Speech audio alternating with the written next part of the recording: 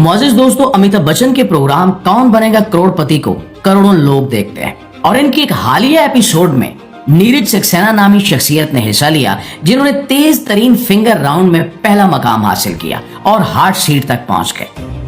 अमूमन लोग अमिताभ बच्चन के सामने बैठकर बहुत जज्बाती हो जाते हैं, वो इनको छूना चाहते हैं, गले लगाना चाहते हैं, लेकिन वो वहां सुकून से बैठे रहे। कोई चीख नहीं, कोई रक्स नहीं, आंसू नहीं, और अमिताभ बच्चन को इन्होंने गले नहीं लगाया। फिर जब तारुफ हुआ तो मालूम हुआ कि वो एक साइंसदान है, पीएचडी की डिग्री रखते हैं और कलकत्ता की एक यूनिवर्सिटी के प्रो वाइस चांसलर हैं। इन्हें डॉक्टर एपीजे अब्दुल कलाम के साथ काम करने का शर्फ भी हासिल हो चुका है। मुअज़्ज़िज़ दोस्तों, नीरज ने सामईन के पोल का इस्तेमाल करते हुए एतमाद के साथ गेम का आगाज किया। उसने हर सवाल का आसानी से जवाब दिया और इसकी जहानत वाकई में हैरान कुन थी। उसने वक्फे से पहले 3.2 लाख और मुसावी बोनस जीत लिया। अब वक्फे के बाद अमिताभ बच्चन ने अगला सवाल पेश करना शुरू किया कि ठीक है डॉक्टर, अब आपके सामने 11वां सवाल ये रहा। लेकिन उसी लम्हे नीरज बोला कि सर, मैं छोड़ना चाहूंगा। अमिताभ बच्चन हैरान रह गए। हाँ जी, मैं इस पायदान पर क्विट करना चाहूंगा।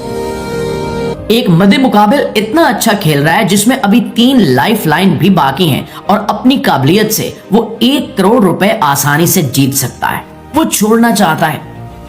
दोस्तों, नीरज ने सुकून से जवाब दिया कि यहाँ दूसरे मुकाबला करने वाले इंतजार कर रहे हैं और वो मुझसे बहुत छोटे हैं, वो भी एक मौके के मुस्तहिक हैं। इसके अलावा मैं पहले ही एक अच्छी खासी रकम जीत चुका हूं। मैं महसूस करता हूं कि मेरे पास जो है वो काफी है, मुझे मजीद की जरूरत नहीं है।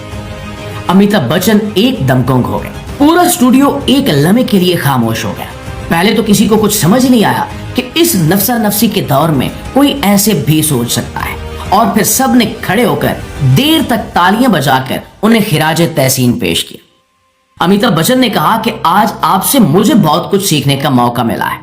इतने शाइस्ता शख्स से मिलना नायाब है और ये हमारी खुशकिस्मती है। नाज़रीन गिरामी, सच में इतना बड़ा मौका होने के बावजूद नीरज का पीछे हटना और दूसरों को खेलने का मौका देना और उस पर मुतमिन रहना, मैंने ऐसा अपनी जिंदगी में पहले कभी नहीं देखा। और यकीन करें कि मैंने भी दिल से नीरज को सलाम किया। आज जो लोग अक्सर पैसे और ताकत का लामुतनाही पीछा करते हैं, चाहे वो कितना ही कमा लें, वो कभी मुतमिन नहीं होते। लालच कभी कम नहीं होता और इस ताक़ुब में लोग अपना खानदानी वक्त, नींद, सुकून, मोहब्बत और दोस्तियां तक खो देते हैं। लेकिन ऐसे वक्त में डॉक्टर नीरज सक्सेना जैसे लोग हमें कीमती सबक याद दिलाते हैं।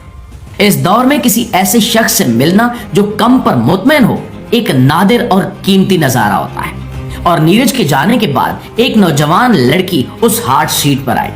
उसने अपनी कहानी भी शेयर की कि मेरे वालिद ने हमें इसलिए निकाल दिया कि हम 3 बेटियां हैं और अब हम एक आश्रम में रहते हैं। उस वक्त मुझे एहसास हुआ कि अगर नीरज ना छोड़ता तो उस लड़की को खेलने का कभी मौका ही ना मिलता।